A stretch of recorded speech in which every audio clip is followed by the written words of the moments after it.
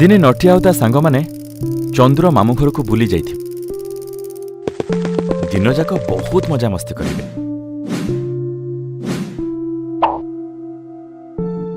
ସନ୍ଧ୍ୟା ହେଇଯିବ। ଚନ୍ଦ୍ର ମାମୁଁ ରାତିରେ ସେଇଠି ରହିଯିବାକୁ କହିବେ, ହେଲେ ନଟିଆ ଆଉ ତା ସାଙ୍ଗମାନେ ରାଜି ହେବେନି। ସେମାନେ କହିବେ, ଡେରି ହେଲେ ଆମ ଘରେ ରାଗିବେ, ଆମେ ପଳେଇବୁ, ଆପଣ ବ୍ୟସ୍ତ ହୁଅନ୍ତୁନି। ଚନ୍ଦୁମାମୁଁ ମନା କରିବା ପରେ ବି ସେମାନେ ସନ୍ଧ୍ୟାରେ ଘରୁ ବାହାରିବେ। ବାଟରେ ଅନ୍ଧାର ହେଇଯିବ। କିଛି ବାଟ ଗଲା ପରେ ସେମାନେ ଦେଖିବେ ଆଗରେ ଗୋଟେ ବାମନ ଲୋକଟେ ଠିଆ ହେଇ ଲିଫ୍ଟ ମାଗୁଛି। ସେମାନେ ତା ପାଖରେ ରହିବେ। ଗେଣ୍ଡୁ ପଚାରିବ, କୁଆଡ଼େ ଯିବ? ଏତେ ଅନ୍ଧାରରେ ଏଠି କ'ଣ କରୁଛ? ବାମନ ଲୋକ କହିବ, ମୁଁ ଚାଲି ଚାଲି ଦୂର ଗାଁକୁ କାମରେ ଯାଉଥିଲି, ଏବେ ଅନ୍ଧାର ହେଇଗଲା, ତୁମେମାନେ ମୋତେ ସାଇକେଲରେ ବସେଇ ଟିକେ ଆଗ ଗାଁ ମୁଣ୍ଡରେ ଛାଡ଼ିଦିଅ।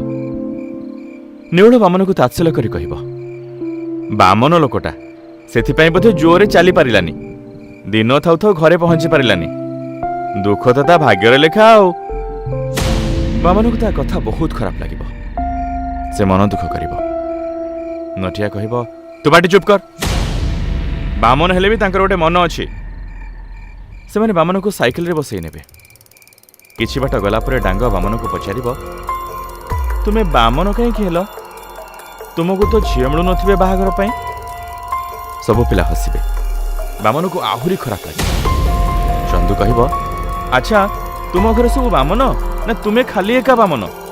ନଟିଆ କହିବ, ତୁମ ପିଲାପିଲି ହେଲେ ତୁମକୁ ବୋଧେ ବାମନ ବାପା ଡାକିବେ। ସେତିକିବେଳେ ବାମନ ଓହ୍ଲାଇ ପଡ଼ିବ। ସବୁ ରହିଯିବେ, ପଚାରିବେ, କ'ଣ ହେଲା? ବାମନ ତା ଭୂତର ଭୋଗ ଫେରିବ। ସବୁ ଦେଖିକି ଡରିକି ଭୂତ ଭୂତ କହି ଦୌଡ଼ିବେ। ବାମନ ସମସ୍ତଙ୍କ ଆଗରେ ଠିଆ ହୋଇ କାହାକୁ ଜଣାବ। ପିଲାମାନେ ଡରିକି ଭୂତକୁ କ୍ଷମା ମାଗିବେ।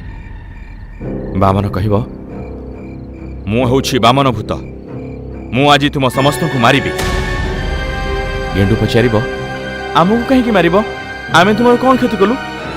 ବାମନ କହିବ, ଖାଲି ତୁମେ ନୁହେଁ, ଏ ସମାଜ ମୋର ବହୁତ କ୍ଷତି କରିଛି। ମୁଁ ବଞ୍ଚିଥିବା ବେଳେ ମୋତେ ବାମନ ବୋଲି ବଞ୍ଚେଇ ଦେଲେନି। ବାମନ ବାମନ କହି ତାତ୍ସଲ୍ୟ କଲେ।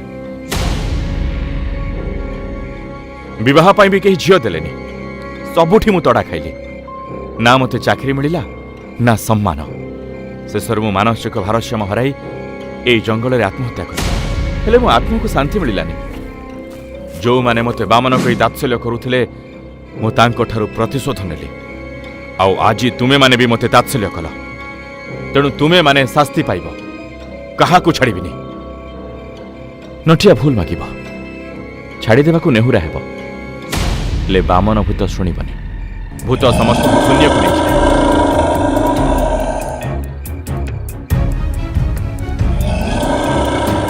ସେତିକିବେଳେ ଚନ୍ଦୁ ମାମୁଁ ଆଉ ଜଣେ ବାମନ ପୂଜାରୀ ଆସିବେ। ବାମନ ପୂଜାରୀ ବାମନ ଭୂତ ଉପରେ ମନ୍ତ୍ର ପଢ଼ିକି ପାଣି ଛାଟିବେ। ସବୁ ତଳେ ପଡ଼ିବେ। ବାମନ ପୂଜାରୀ କହିବେ, ମୁଁ ଜାଣିଥିଲି ତୁ ଏ ପିଲାମାନଙ୍କୁ ହଇରାଣ କରିବୁ। କାହିଁକି ଆଉ ଏମିତି ଅଶାନ୍ତ ହେଇ ବୁଲୁଛୁ? ମୁଁ ଜାଣେ ଜୀବନରେ ତତେ ବହୁତ କଷ୍ଟ ମିଳିଛି, ହେଲେ ଦେଖ, ମୁଁ ବି ଜଣେ ବାମନ। ମୋତେ ବି ଲୋକ ବାମନ ବାମନ କହି ଚିଡ଼ାଉଥିଲେ, ହେଲେ ମୁଁ ଶାସ୍ତ୍ର ବିଦ୍ୟା ପଢ଼ି ପଣ୍ଡିତ ହେଲି।